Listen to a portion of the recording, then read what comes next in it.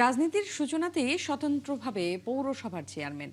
এবার অন্যতম প্রধান রাজনৈতিক দল বিএনপির মনোনয়ন পেয়ে বঙ্গভবনের পথে।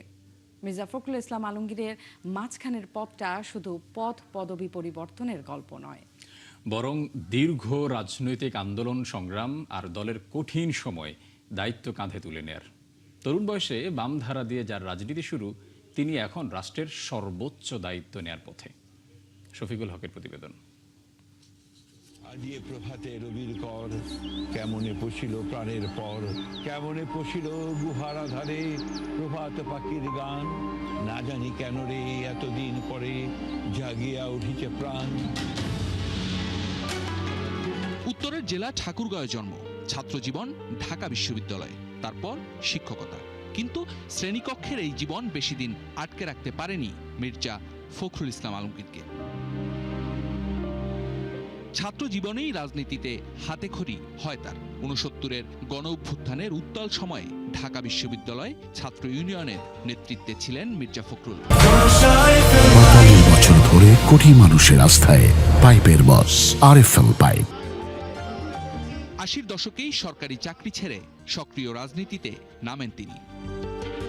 স্বতন্ত্র প্রার্থী হয়ে ঠাকুরগাঁও পৌরসভার চেয়ারম্যান নির্বাচিত হন। এরপর ৯০-এর স্বৈরাচার বিরোধী আন্দোলনের উত্তাল সময়ে যোগ দেন বিএনপিতে। ১৯৯২ সালে দায়িত্ব পান ঠাকুরগাঁও জেলা বিএনপির সভাপতির।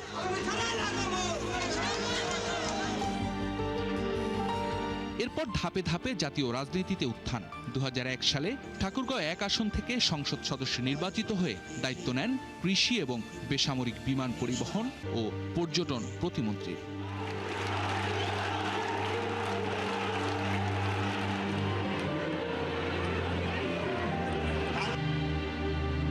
দলের গুরুত্বপূর্ণ দায়িত্ব একে একে এসেছে তার কাঁধে। জ্যেষ্ঠ যুগ্ম মহাসচিব, ভারপ্রাপ্ত মহাসচিব আর ২০১৬ সালে ভারমুক্ত হয়ে দায়িত্ব পান বিএনপি মহাসচিবের। পদ যত বড় হয়েছে, রাজনৈতিক পথ ততটা মসৃণ হয়নি মির্জা আলমগীরের। ১১ বার কারাবাস হয়েছে তাকে। সব মিলিয়ে প্রায় ৩.৫ বছর কেটেছে কারাগারে। কিন্তু কারাগার থামাতে পারেনি তার রাজনৈতিক পথ চলা, বরং প্রতিটি সংকটের পর আরো শক্তিশালী হয়ে ফিরেছেন রাজনীতির মাঠে। গুম করে দেয় বাচ্চাগুলো এখানে দাঁড়িয়ে বলল আপনার সামনে বাবার সঙ্গে করতে চাই, সেই দেশে এর জন্য যুদ্ধ করেছিলাম। ফ্যাসিস্ট আওয়ামী সরকারের মিথ্যে মামলায় বেগম খালেদা জিয়ার কারাবন্দিত্ব এবং তারেক রহমানের দেশের বাইরে অবস্থানের সময় দলের নেতৃত্ব দিতে হয়েছে তাকেই।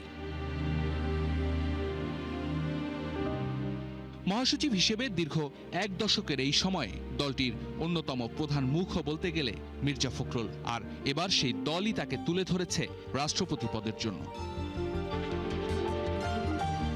ঠাকুরগাঁও থেকে জাতীয় রাজনীতির সর্বোচ্চ শিখরে এই দীর্ঘ যাত্রায় মির্জা ফখরুল ইসলাম আলমগীর নিজেই বাংলাদেশের রাজনৈতিক ইতিহাসের একটি উল্লেখযোগ্য অধ্যায়।